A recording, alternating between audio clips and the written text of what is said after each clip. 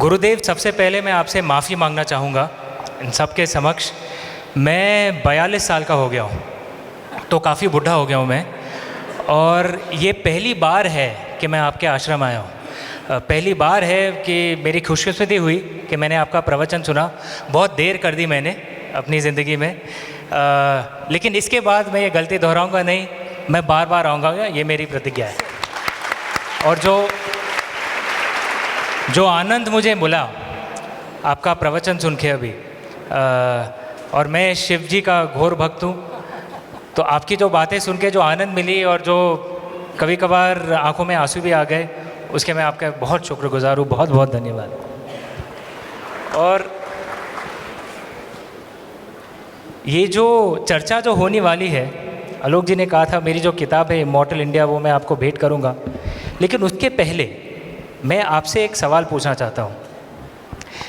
कई हद तक मेरा ये मानना है कि हमारी जो शिक्षा प्रणाली है, कि हमारे भारत देश में इंसान जितना पढ़ लिख जाता है उतना अपनी जड़ों से, अपनी सभ्यता से कट जाता है। हमारी शिक्षा प्रणाली में हमारे सभ्यता के बारे में कुछ नहीं सिखाया जाता।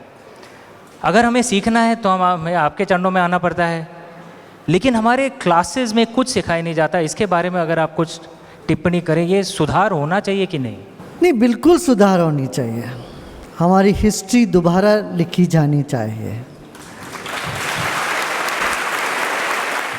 ये जो झूठ फैलाया गया कई सालों से, दशकों से, कि यहाँ आर्यन और द्रविडियन आपस में लड़ते रहे, बाहर से आर्यन आ गए, ये सब जो बातें आज वैज्ञानिक रूप में असिद्ध हो चुका है।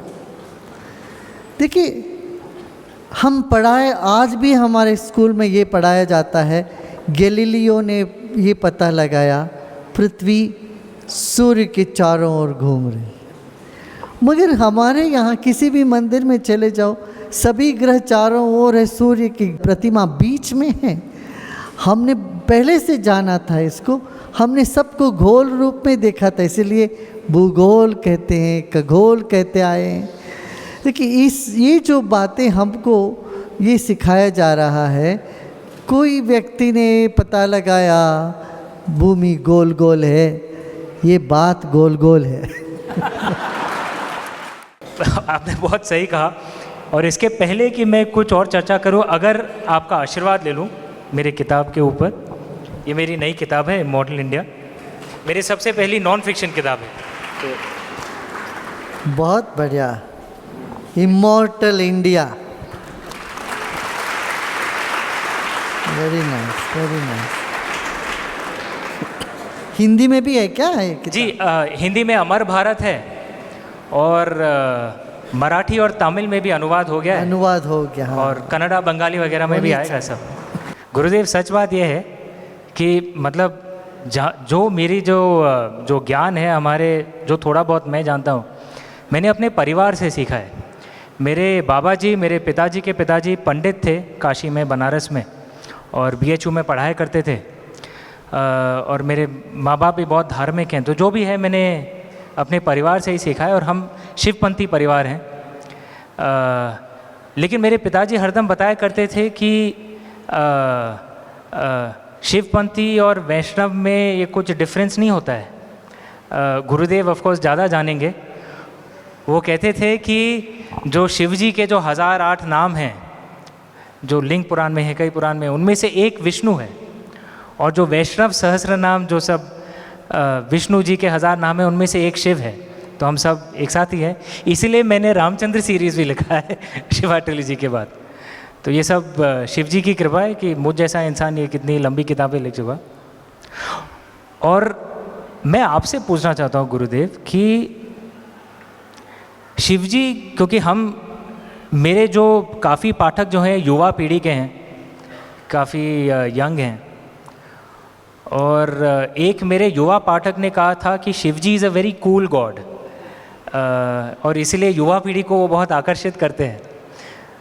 तो इसके बारे में मैंने थोड़ा लिखा भी है किताब में, अगर इसके बारे में आपकी कुछ राय हो कि बहुत कूल गॉड है। हाँ, शिव जी कूल तो है, इसलिए गंगा उनके जटा पर है।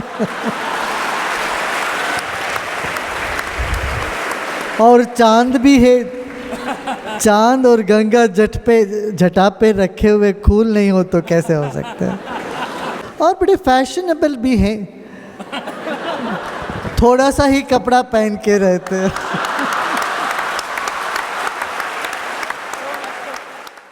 अच्छा, और एग्जीबिशनिस्ट भी है, भस्म एक जगह नहीं कई जगह लगा के बैठे हैं।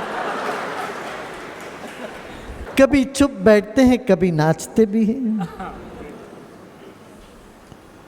हाँ, कभी भोले भावा है, कभी बड़े श्रूड है।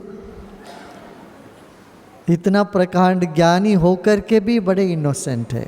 इंटेलिजेंस के साथ क्रूकेडनेस आ जाती है, इनोसेंस के साथ जो है ना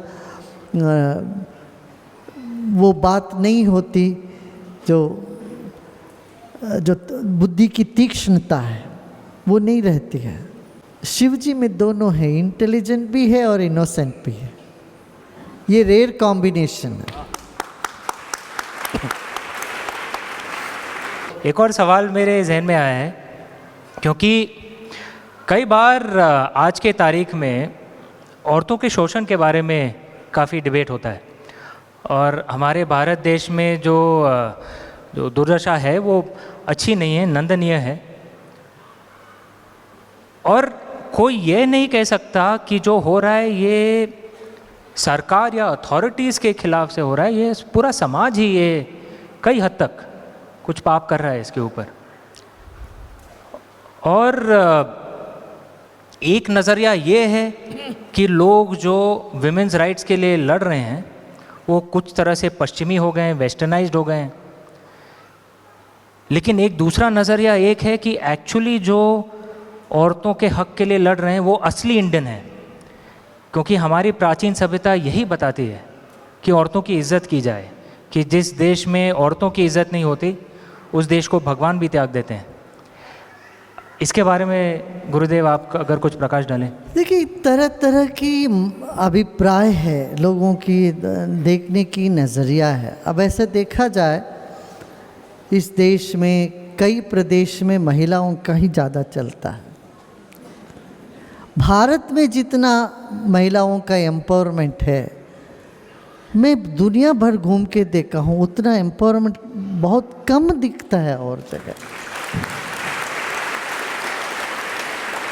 भारत में ही देखिए, चारों कोने महिलाओं से चलता रहा अभी कुछ दिन पहले तक। वो भी सब अविवाहित महिलाएं चलाती रही चारों दिशाओं में। तो ये जो भारत में जितने अधिक महिला मंत्रीगण हैं, महिलाओं में से पार्लियामेंट में रिप्रेजेंटेशन है, कितने चीफ मिनिस्टर्स हैं, इतने कहीं नहीं है। ना अमेरिका में है, ना कनाडा में, ना किसी और देश में नहीं देखने को मिलता है। अच्छा, ये एक स्तर हुआ। दूसरी स्तर से आप देखेंगे, केरला में आप देखो या असम में देखिए या ट्राइबल रीजन्स में देखिए, महिला सशक्त है, चलाती महिला। आजकल पॉलिटिकल पार्टीज भी इस बात को जान गई है कि ये महिला सेल्फ हेल्प ग्रुप है, ये बहुत मजबूत ग्रुप है देश भर में। हाँ, फिर भी बड़े बड़े शहरों में जब जहाँ तनाव बढ़ गया है, जहाँ शराब, यदि महिलाओं के खिलाफ एक चीज़ है, एक भूत है, एक राक्षस है, मैं उसको शराब कहूँगा। ये शराब एक चीज़ है जो महिलाओं की सुरक्षा पर बहुत बड़ा सवाल उठा देता है। आज तक जितने भी अत्याचार महिलाओं पर हुई है वो शराब के ओढ़ में हुई है। कोई व्यक्ति अपना ठीक दिमाग में कोई हमले नहीं हुए।